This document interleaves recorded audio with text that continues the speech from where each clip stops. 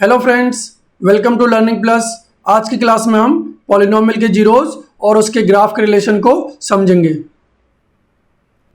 चलो फिर class start करते हैं। तो geometrical meaning of the zeros of a polynomial, ये हमारा टॉपिक है।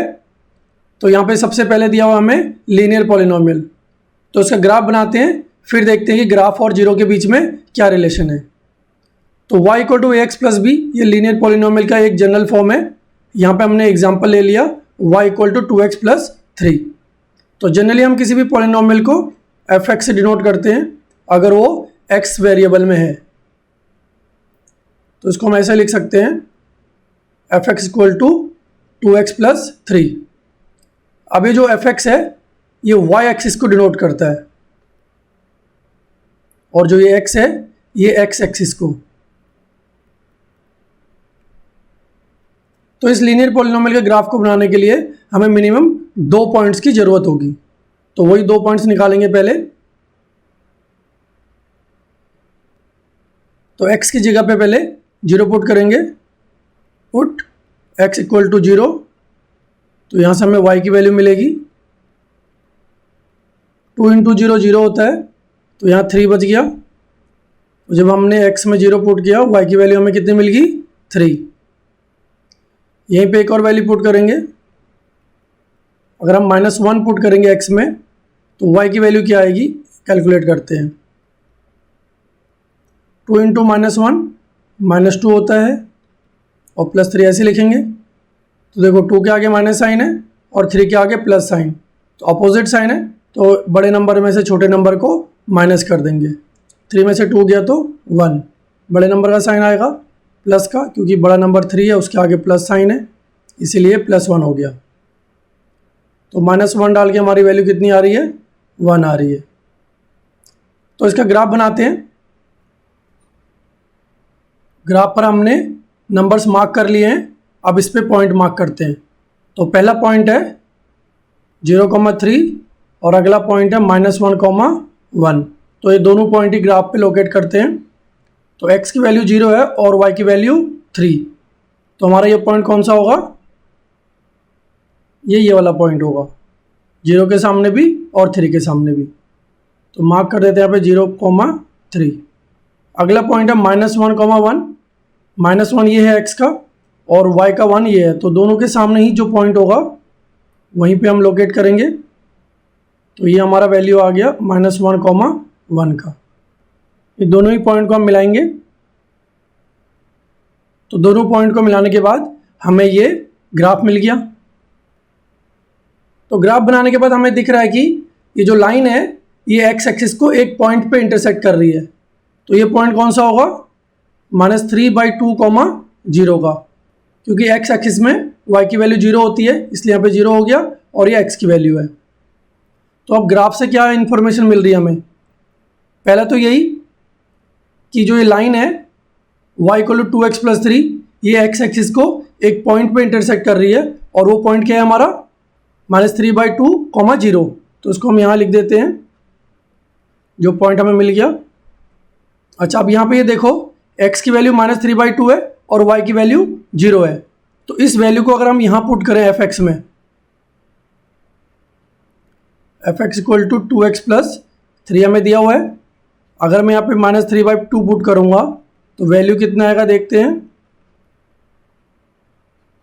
2 से 2 कैंसिल हो गया, -3 प्लस 3, तो आंसर कितना है 0। यानी कि x की जगह पे अगर -3/2 पुट कर रहे हैं तो f(x) की वैल्यू कितनी आ रही है, 0 आ रही है। इसीलिए -3/2 polynomial y equal to 2x plus 3 का एक जीरोज हुआ। तो कितने जीरोज हुए इसके एक ही जीरोज हुआ, -3/2। तो ग्राफ में दिख रहा है कि लीनियर पॉलिनोमियल x एक्सिस को एक पॉइंट पे इंटरसेक्ट कर रहा है, इसीलिए इसका एक जीरोज हुआ। अगला ग्राफ देखते हैं। अगला हमें क्वाड्रेटिक पॉलिनोमियल दिया हुआ है, इसका भी ग्राफ ड्रॉ करेंगे। क्वाड्रेटिक पॉलिनोमियल को ड्रॉ करने के लिए हमें 2 से ज़्यादा पॉइंट्स की ज़रूरत पड़ेगी, 0, -1, -2, 1, 2, 3 एंड 4। तो ये सारे वैल्यूज़ x की हमने ले लिए हैं, तो इसको x में वैल्यू पुट करके y की वैल्यू हमें यहाँ से मिल जाएगी।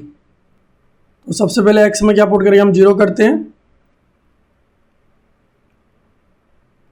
तो ये 0 हो गया, ये भी 3 इंटू 0 0 हो जाता है, तो ये -4 मिल गया हमें। तो x में 0 पुट करने पे y की वैल्यू कितनी आ गई, -4। इसी तरह से अगला वैल्यू पुट करते हैं, x की वैल्यू -1 पुट करेंगे, ये वाली वैल्यू -1, तो y की वैल्यू मिलेगी हमें। तो इसी इक्वेशन में बार बार वैल्यू पुट करना है। तो अब की बार -1 पुट करना है हमें। 1 का स्क्वायर कितना होता है, 1 ही होता है, और ये माइनस साइन है, तो माइनस साइन के ऊपर जब भी इवन नंबर हो आंसर हमेशा प्लस में आता है।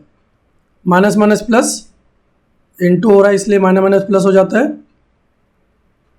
तो 3 और 1 कितना हो गया, 4, और ये -4, दोनों कट गए क्योंकि एक प्लस का एक माइनस का है। तो y की वैल्यू कितनी मिल गई हमें, 0।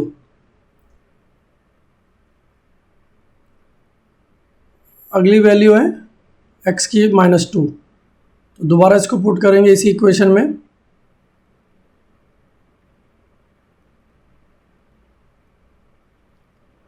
तो -2 के ऊपर 2 पावर है, तो ये 2 2 जो 4 हो जाएगा, माइनस माइनस प्लस क्योंकि स्क्वायर है, यहाँ पे भी माइनस माइनस प्लस हो जाएगा, 3 2 जो 6 -4, तो 4 से 4 कैंसिल क्योंकि ये माइनस का और ये प्लस का है, आंसर हमारा आ गया 6। अगली वैल्यू x की है 1, दोबारा से x यहाँ पे 1 पुट करेंगे, 1 का स्क्वायर है तो 1 ही आएगा, 3 1 जो 3 -4, दोनों साइन माइनस के हैं इसलिए ऐड हो जाएंगे, आंसर आ जाएगा 6। तो जब भी एक माइनस का प्लस का हो, बड़े नंबर में से छोटा नंबर माइनस करना है और साइन उसी का आएगा जो नंबर बड़ा है। तो बड़ा यहाँ पे 7 है, 7 के आगे माइनस है, इसलिए हमने यहाँ पे माइनस रख दिया। तो 1 डालने पे हमें क्या आ रहा है, y की वैल्यू -6। अगला है 2, इसको भी पुट कर लेते हैं। Put x equal to 2, -3 into 2 -4, 3 2 6 -4, 4 से 4 कैंसिल, आंसर आया -6। तो -6 रख देंगे हम। दोबारा वैल्यू पुट करेंगे 3,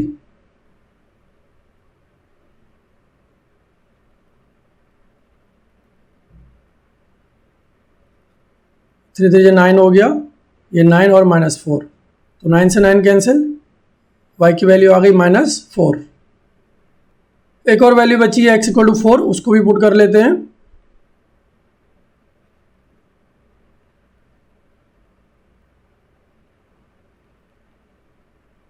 तो 4 4 16 हो गया, -3 4 12 -4,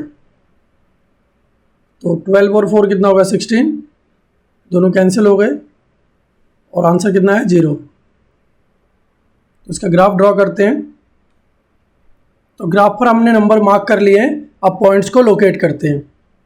सबसे पहला पॉइंट है x की वैल्यू 0, y की वैल्यू -4, तो x की वैल्यू 0 ये है और y की वैल्यू -4 ये है, तो इसको पॉइंट कर लेंगे यहाँ पे 0, -4।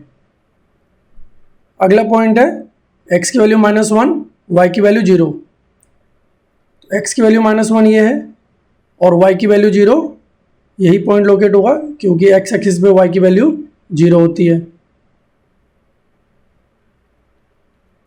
अगला पॉइंट है -2, 6, तो x की वैल्यू -2 है और y की वैल्यू 6, तो x की वैल्यू -2 ये हुई और y की वैल्यू 6 ये है, तो दोनों के आमने सामने जहाँ पे भी पॉइंट होगा वहाँ पे हम उसको लोकेट कर देंगे।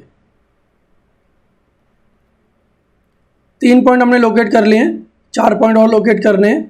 x की वैल्यू 1, y की वैल्यू -6, तो x की वैल्यू 1 ये है और y की वैल्यू -6, तो ये पॉइंट हमारा लोकेट हो जाएगा दोनों के सामने 1, -6। अगला पॉइंट है x की वैल्यू 2, y की वैल्यू -6, दोनों नंबरों के सामने पॉइंट को मार्क कर देंगे 2, -6। अगला है 3, -4, यानी कि x की वैल्यू 3, y की वैल्यू -4, तो x की वैल्यू 3 ये है और y की वैल्यू -4 ये रहेगी, 3, -4। एक और पॉइंट है x equal to 4 y equal to 0। तो x इक्वल टू 4 ये हुई और y क्या होता है x एक्सिस पे 0, इसलिए पॉइंट हमने यहीं पे लोकेट कर देंगे। तो इनको मिलाते हैं तो हमने फ्री हैंड डायग्राम से ये ग्राफ बना दिया है। तो ग्राफ से हमें पता चल रहा है कि क्वाड्रेटिक पॉलिनोमियल x एक्सिस को 2 पॉइंट में इंटरसेक्ट कर रहा है। वो 2 पॉइंट कौन से हैं? एक -1,0 है और दूसरा 4,0। तो हम यहाँ पे देख रहे हैं कि क्वाड्रेटिक पॉलिनोमियल की डिग्री 2 है, तो इसीलिए क्वाड्रेटिक पॉलिनोमियल का ग्राफ जो है वो x एक्सिस को 2 पॉइंट पे इंटरसेक्ट कर रहा है। तो यहाँ पे वो 2 पॉइंट कौन से, यहाँ पे लिख लेते हैं हम -1,0 और 4,0। तो ग्राफ से पहला पॉइंट तो हमारा क्लियर हो गया। दूसरा पॉइंट बोल रहा है इट हैज़ 2 जीरोज। तो इसके 2 जीरोज हैं, वो कौन से? एक तो -1 है, दूसरा 4 है। -1 और 4 को अगर हम इस पॉलिनोमियल में डालें x की जगह पे तो y की वैल्यू कितनी आएगी? 0 आएगी। तो यहाँ पे दिख रहा है x की जगह पे एक बार हमने -1 डाला है तो 0 आ रहा है, और एक बार यहाँ पे 4 पुट किया, देखो किधर है, ये रहा। तो तब भी आंसर हमारा क्या आ रहा है? y की 0 आ रहा है। इसीलिए ये दो -1 और 4 इस क्वाड्रेटिक पॉलिनोमियल के जीरोज होंगे। अब देखो ये पॉलिनोमियल ऊपर की तरफ ओपन हो रखा है, तो ये कब ऊपर की तरफ ओपन होगा? जब a जो है, ये जो a है 0 से बड़ा होगा, तो ये ऊपर की तरफ बनेगा ऐसे। a मतलब क्या होता है? जो x स्क्वायर के साथ जो नंबर होगा यानी कोफिशिएंट, वही a होता है। जैसे यहाँ पे a क्या है? 1। जब कुछ नंबर नहीं दिया हो तो उसको 1 मानते हैं।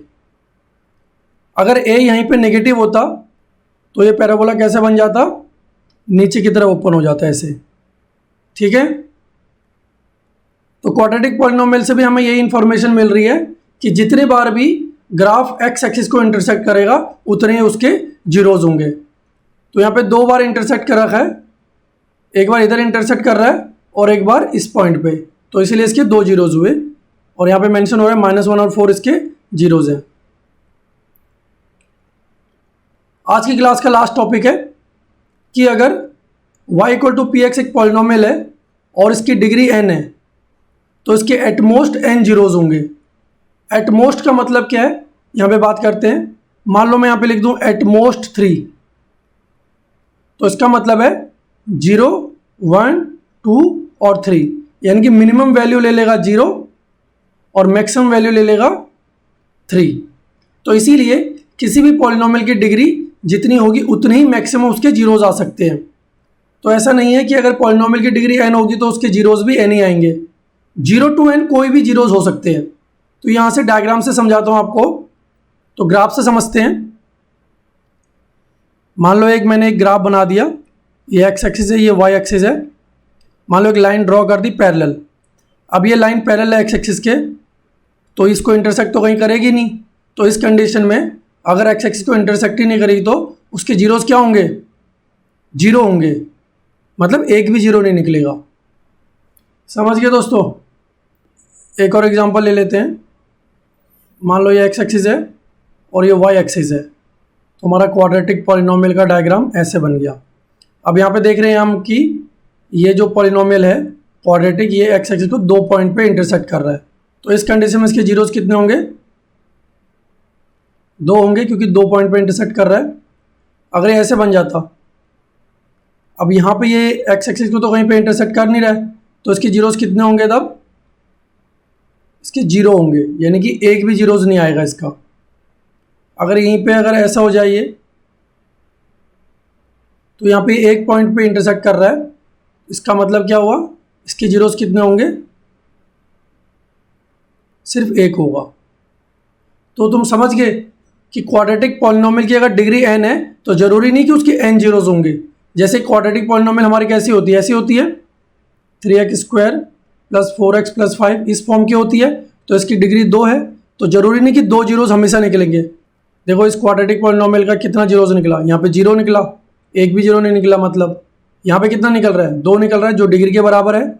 और यहाँ पे कितना निकल रहा है? 0, एक ही निकल रहा है, बल्कि यहाँ पे डिग्री कितनी है? 2 है। तो इससे क्लियर हो जाता है कि अगर किसी पॉलिनोमियल की डिग्री n है तो उसके एटमोस्ट n जीरोज होंगे। अब आप लोग एटमोस्ट का मतलब समझ गए होंगे। आज की क्लास में इतना ही, मिलते हैं अगली क्लास में। अगर वीडियो अच्छे लगे तो उसको लाइक, सब्सक्राइब और शेयर करना। Thank you.